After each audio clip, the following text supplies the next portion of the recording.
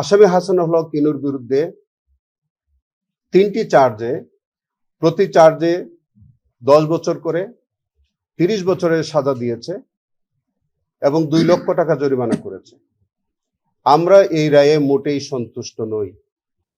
আমরা মনে করি তিনি তার যে অপরাধমূলক কর্মকাণ্ডের জন্য তিনি সর্বোচ্চ শাস্তি পাওয়ার জন্য তাকে সর্বোচ্চ শাস্তি দেওয়া উচিত ছিল, কিন্তু তা না করে ট্রাইব্যুনাল আজকে যে সাজাটা দিয়েছে এইটা একেবারেই তাদের স্বেচ্ছামূলক। আমার মনে হয় যে তারা যথাযথভাবে সাক্ষীর সাক্ষ্য পর্যালোচনা করতে ব্যর্থ হয়েছেন। আমরা এই রায়ে মোটেই সন্তুষ্ট নই। আসামি হাসানুল হক ইনুর বিরুদ্ধে জুলাই হত্যাকাণ্ডের ঘটনায় আমাদের সর্বমোট 8টি অভিযোগ ছিল। তার মধ্যে আজকে মাননীয় ট্রাইব্যুনাল আমাদের সাক্ষ্য প্রমাণের ভিত্তিতে বলেছেন যে 3টি চার্জ নম্বর 3, চার্জ নম্বর 6 এবং চার্জ নম্বর 7 প্রসিকিউশন প্রমাণ করতে সক্ষম হয়েছে, আর বাকিগুলো চার্জের বিষয়ে বলেছে যে সেগুলি প্রমাণিত হয়নি।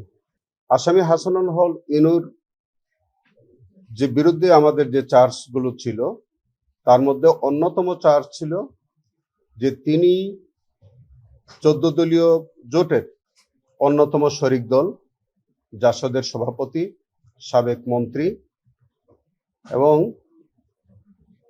তিনি 14 দলীয় জোটের বৈঠকে যে সিদ্ধান্তটা হয়েছিল যে কারফিউ জারি করতে হবে এবং কারফিউ জারির মধ্য দিয়ে শুট এট সাইট বা দেখামাত্র গুলির নির্দেশনা এবং আন্দোলন দমন করতে গিয়ে 2 ভাগে বিভক্ত করে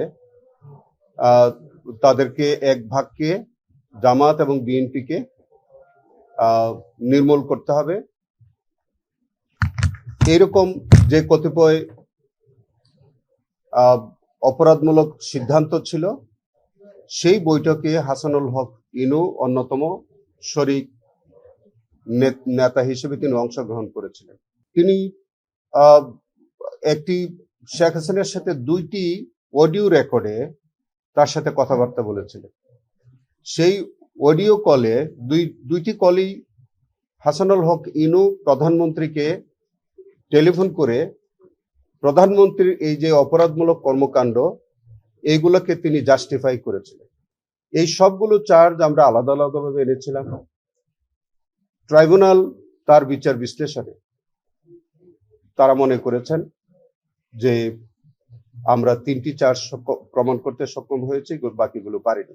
কিন্তু আমরা খুব পরিষ্কারভাবে মনে করি যে আমরা 10 জন সাক্ষীর সাক্ষ্য দিয়েছি। 10 জন সাক্ষী প্রত্যেকটি চার্জের বিষয়ে সুস্পষ্টভাবে আদালতে তাদের এই অভিযোগ প্রমাণ করেছে। আমরা খুব পরিষ্কারভাবে বলতে চাই যে প্রসিকিউশন পক্ষ প্রত্যেকটি চার্জ তার বিরুদ্ধে সন্দেহাতীতভাবে প্রমাণ করতে সক্ষম হয়েছে। এই রায়ের বিরুদ্ধে আমরা অবশ্যই আপিল করব। পাশাপাশি আমরা মনে করি যে 3টি চার্জে তারা শাস্তি দিয়েছে, এই 3টি রায়েও এই শাস্তি অপ্রতুল, এই সাজা বৃদ্ধির জন্য আমরা আপিল করব। হাসানুল হক ইনুর বিরুদ্ধে যে 3টি সাজা দেওয়া হয়েছে 10 বছর করে, 3টি কিন্তু আলাদা আলাদাভাবে অফেন্স। ওই 3টে অফেন্সকে একত্রে কনকারেন্ট সাজা দেওয়া, এটারও আমরা গুরুতর বিরোধিতা করছি। আমরা মনে করি যে এটা মিসকনসেপ্ট, আমাদের ট্রাইব্যুনাল সঠিকভাবে আইনের মর্মার্থ উপলব্ধি করতে পারেননি। আমার মনে হয় যে সেখানে এই কনকারেন্ট সাজা দেওয়ার বিষয়টিও যথার্থ হয়নি। অবশ্যই তিনি 30 বছরের দণ্ডপ্রাপ্ত, তবে সাজাটা উনি কনকারেন্ট যেহেতু দিয়েছে প্রত্যেকটা সাজা তিনি একত্রে ভোগ করবেন। কিন্তু আমরা মনে করি যে না, এই 30 বছরও এটা কনজিকিউটিভ সেন্টেন্স হওয়া উচিত ছিল অ্যাটলিস্ট।